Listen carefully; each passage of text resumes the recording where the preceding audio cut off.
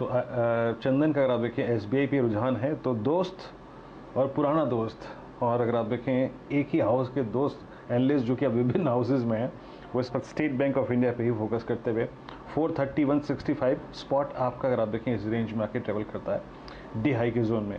BOB अगर आप देखें इस वक्त डे हाई पर ट्रेवल करता हुआ 855 नहीं 8550, ये भी डे हाई पर है। और याद रखिएगा ये भी समझ लीजिए कि मार्च, अप्रैल और मई के और जून के सबसे हाईएस्ट ट्रैजेक्टरी मार्केट ट्रेड करता हुआ।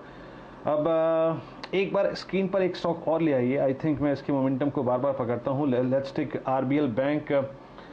आरबीएल बैंक पर आपकी चंदन राय क्या रहेगी? ये क्लस्टर में फंसा हुआ है, कल अटेम्प्ट लिया था, हालांकि कल बाजार ही पूरे पे हावी पड़ गया, लेकिन अब ये कल के हाई को पार करता हुआ।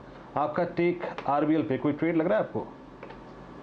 जी वीरू, देखिए ये सारे मेरे को बैंकिंग स्टॉक्स में मोमेंटम लग रहा है। इवन लग रहा है बैंक निफ्टी भी यहाँ से 500-700 पॉइंट के मूवमेंट दिखा दे।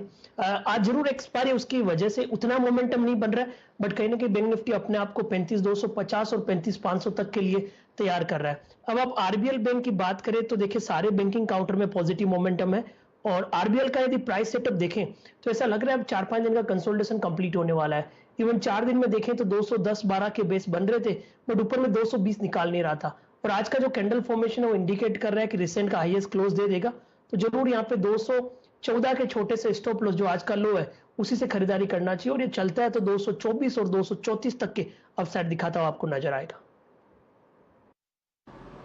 जी हाँ, चंदन इस वक्त 220 पे आरबीएल डे हाई की ट्रैजेक्टरी बाकी कारोबार कर रहा है। इस वक्त याद रखिएगा स्क्रीन पे सिर्फ बैंकिंग बैंकिंग बैंकिंग ही विजिबल है।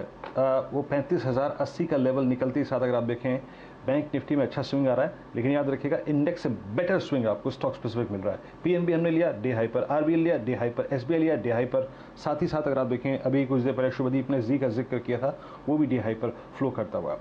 एक काम करता हूँ, यहाँ पर एक विषय को पूरा का पूरा कंप्लीट कर देता हूँ, फिर स्टॉक स्पेसिफिक होकर बात करेंगे। सुमित के पास चलते हैं और जरा अर्निंग्स पे फोकस करते हैं, कुछ interesting numbers. Real estate space से डीएलएफ, देन मेरे गांव की कंपनी बीएचईएल, और फिर सुमित बात करेंगे बीएमएल। सुमित, इन तीनों स्टॉक्स पे एक एक करके बताइए एक्सपेक्टेशन क्या है, अच्छी, बुरी, और या फिर अगर आप देखें बहुत ही सामान्य एक्सपेक्टेशन। देखिए शुरुआत वीरेंद्र मैं बीएचईएल के साथ करना चाहूँगा, क्योंकि रिजी जो आप एक लंबे समय से उसको ट्रैक भी कर रहे हैं। खैर बीएचईएल के केस में एक अनुमान लगाया जा रहा है कि बाजार में सीक्वेंशियल बेसिस पर भी और वाई बेसिस पर भी नंबर थोड़े से बेटर साइड पे आते हुए दिखाई पड़ेंगे। मार्केट्स में ये एस्टिमेट लगा रहे हैं बाजार की घाटा था पिछली बारी वीटा फ्रंट पर और मुनाफे फ्रंट पर, और इस बारी शायद मुनाफा आता हुआ दिखाई पड़े लॉस के सामने। करीब करीब 180 करोड़ रुपए के आसपास की वीटा गेन होगा, जो कि पिछली बारी करीब 105 करोड़ रुपए के आसपास का एक घाटा था।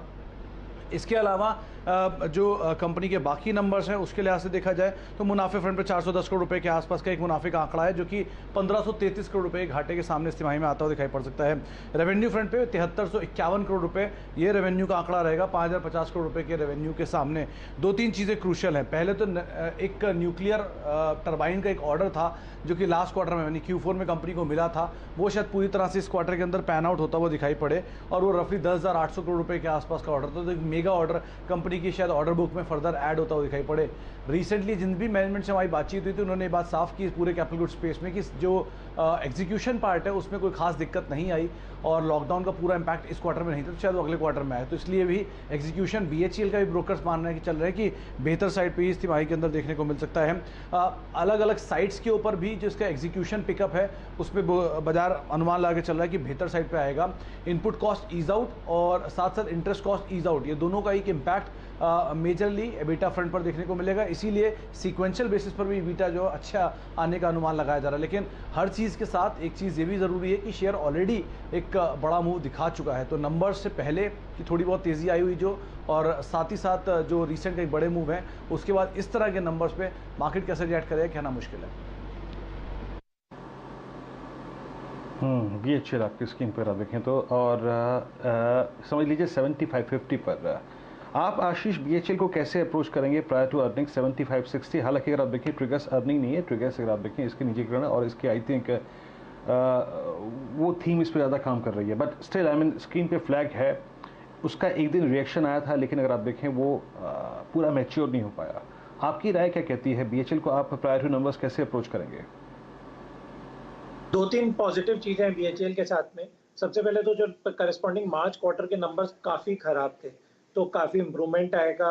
जो यदि एक्सपेक्टेशन है उसके अर्निंग्स का, उस टाइप से नंबर आ जाते हैं। तो दूसरी बात ये कि पावर सेक्टर के लिए एक दोबारा से जो पॉजिटिव सेंटीमेंट बना है, तो उसका बेनिफिट बिल्कुल सबसे बड़ा बेनिफिशियरी बीएचईएल ही रहेगा, क्योंकि अब चाइना से जो पहले टरबाइन्स इंपोर्ट होते थे वो नहीं होते हैं। तो बीएचईएल के पास में काफी बड़ी ऑर्डर बुक है न्यूक्लियर से लेकर थर्मल पावर प्रोजेक्ट्स का, तो वो बेनिफिट मिलेगा। और तीसरा डिसइन्वेस्टमेंट का तो थीम है ही जो यहाँ पर प्ले हो रहा है। तो मेरा सलाह ये रहेगा कि बिल्कुल किसी भी करेक्शन में स्टॉक को बाय करने की सलाह रहेगी, क्योंकि आगे आने वाले 3 से 6 महीने काफी परफॉर्मेंस में और नंबर्स में इंप्रूवमेंट बीएचईएल का देखने को मिलेगा। तो यदि 72-73 में भी मिलता है तो मुझे लगता है कि एक्यूमुलेट करना चाहिए। अगले 6 महीने में बिल्कुल ये 100 रुपए आपको देखने को मिलेगा।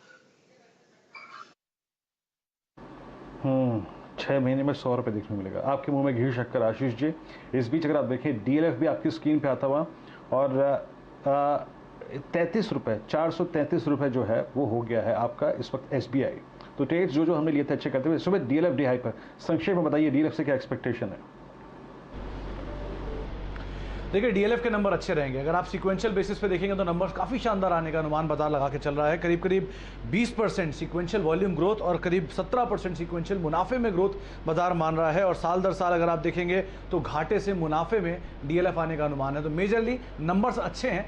सबसे क्रूशियल पार्ट रहेगा कि Q1 को लेकर कमेंट्री इनकी किस तरह की रहती है, स्पेशली लॉकडाउन के बाद कमर्शियल एसेट साइड से किस तरह का कामकाज आता है वहाँ पर।